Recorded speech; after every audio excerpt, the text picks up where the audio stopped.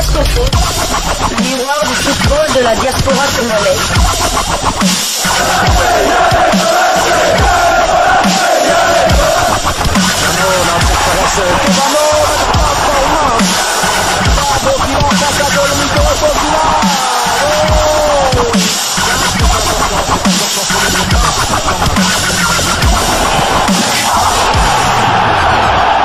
Diascofoot, le miroir du football de la diaspora congolaise. Vous êtes sur Diascofoot, le miroir du football de la diaspora congolaise. Diascofoot vous dit bonjour, tout le plaisir est pour nous de vous retrouver, mais surtout de savoir que vous êtes nombreux en train de suivre votre chaîne YouTube dédiée uniquement aux footballeurs de la diaspora congolaise. Barrage éliminatoire Coupe du Monde Qatar 2022, l'heure est à la manche retour. Les léopards de la RDC séjournent depuis ce dimanche matin au Maroc.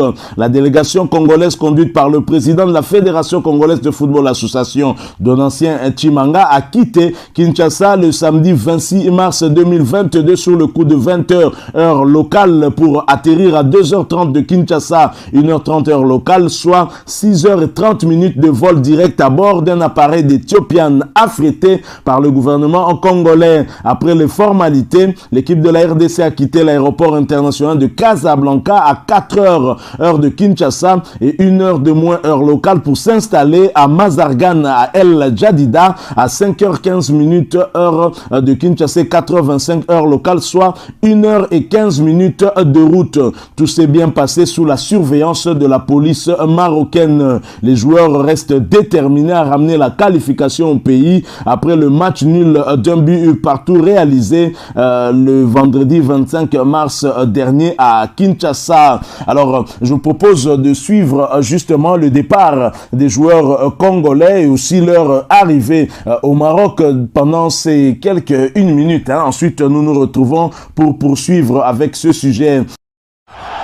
Diascofoot, le miroir du football de la diaspora congolaise.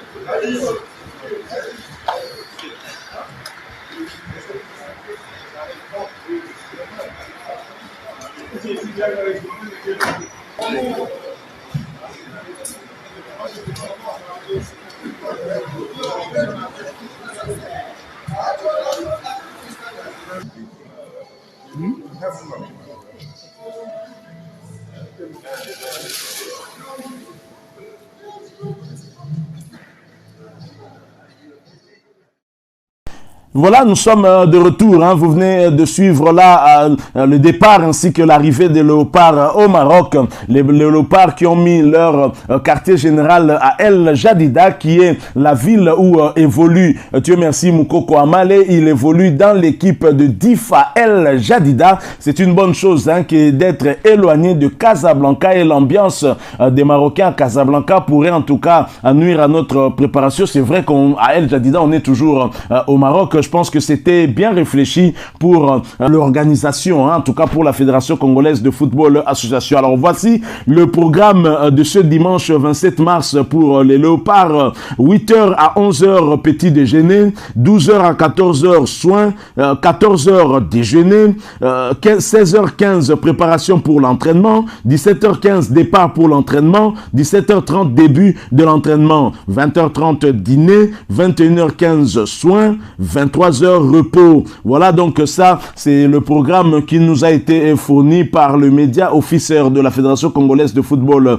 association. Alors puisque nous parlons justement du départ et de l'arrivée des Léopards au Maroc en prévision de ce match retour des barrages de la Coupe du Monde Qatar 2022, il y a également en tout cas une information relayée notamment par Bossolo Napolitique. Le Maroc a disponibilisé 13 avions avec des vrais supporters. La RDC à son tour met à la disposition de l'équipe nationale des députés supporters. Oui, qui plus est, cet ordre de mission de Mbosso Nkodia est de 2021, pourtant signé le 25 mars 2022. Et c'est comme qui dirait en tout cas le magazine Quelle boule Mambu Manzoni Oyo Makambo ya Soni, excusez-nous de parler un tout petit peu en lingala aussi, c'est quand même honteux je crois, parce que les Marocains sont venus, c'est vrai on va dire qu'ils ont plus de moyens que nous, mais il y a eu 13 avions affrétés pour le public marocain, ils étaient ici au nombre de près de 3000 et ils ont soutenu leur équipe, ils ont donné de la voix lorsque leur équipe a égalisé, on l'a senti même lorsque il y a eu ce penalty, heureusement pour nous, penalty manqué par Ryan Maé, et donc pendant que le Maroc met à disposition 13 avions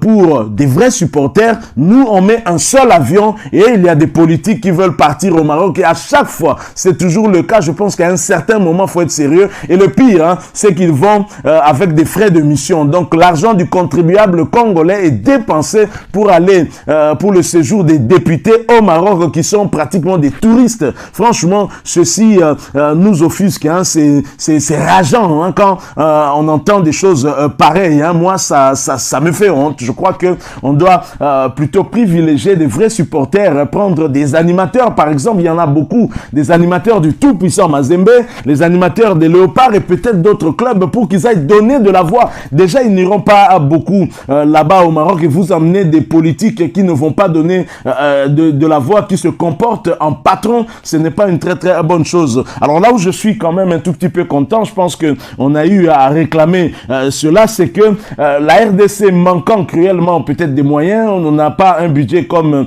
celui du Maroc, on a réfléchi et comme la communauté congolaise est importante un peu partout, notamment au royaume chérifien, au Maroc, il y a beaucoup de Congolais, des étudiants ou ceux qui ont choisi en tout cas le Maroc comme leur deuxième patrie. Le gouvernement a réfléchi en ce sens de prendre en charge de nombreux supporters congolais se trouvant déjà sur place au Maroc pour venir soutenir les Léopards. Je crois que nous avions fait une telle proposition, on en a parlé en tout cas, que les coûts de billets au Maroc c'est largement moins qu'ici en République démocratique du Congo. La première catégorie au Maroc, la catégorie la plus chère, c'est à 100 dirhams. 100 dirhams ça correspond à 10 euros, on va dire plus ou moins 10 dollars chez nous, c'est légèrement au-dessus, ça peut être 11 ou 12, alors que nous le billet le plus cher c'était à 20 dollars et 10 dollars c'était le minimum. Alors pour le Marocain, deuxième catégorie intermédiaire, c'est à 50, ce qui fait plus ou moins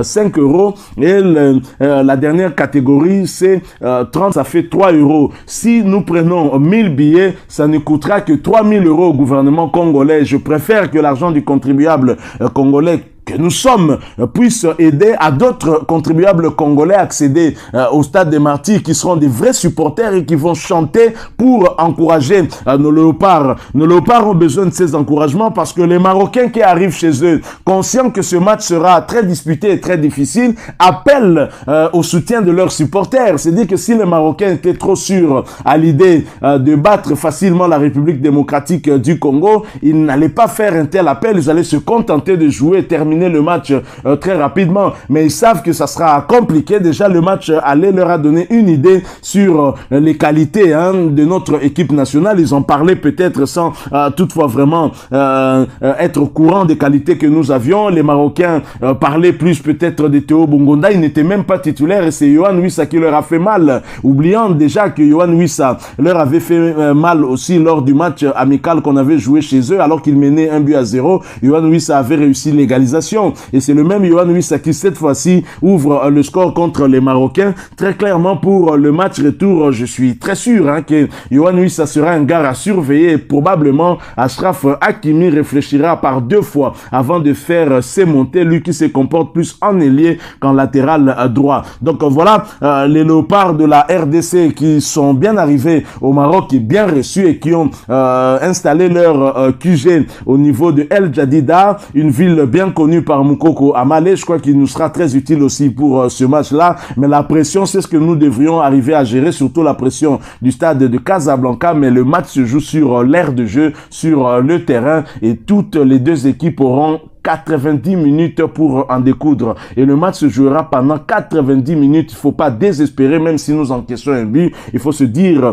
déjà dans sa tête qu'un but encaissé, une fois que vous égalisez, déjà ça pourrait déjà remettre les deux équipes le compteur à 0 sur les deux rencontres. Donc voilà ce que nous avons voulu partager avec vous dans le cadre toujours de ce sujet concernant cette deuxième manche des éliminatoires de la Coupe du Monde Qatar 2022. Avant d'aller au Qatar, le dernier obstacle reste donc Casablanca et nous espérons passer ce cap. Merci à vous qui nous avez suivis. Si vous avez aimé ce sujet, laissez-nous un maximum de j'aime. Merci de partager avec nous aussi votre point de vue en nous le laissant à travers un commentaire. Abonnez-vous si vous êtes nouveau ou ancien que vous ne vous êtes pas encore abonné, et n'hésitez pas d'activer la petite cloche de notification. Cliquez tout simplement sur celle qui apparaîtra dès que vous serez abonné. Encore une fois, merci à vous, avec l'espoir de vous retrouver bientôt dans un autre sujet d'actualité. En attendant, portez-vous bien et Diasco Foot vous dit au revoir.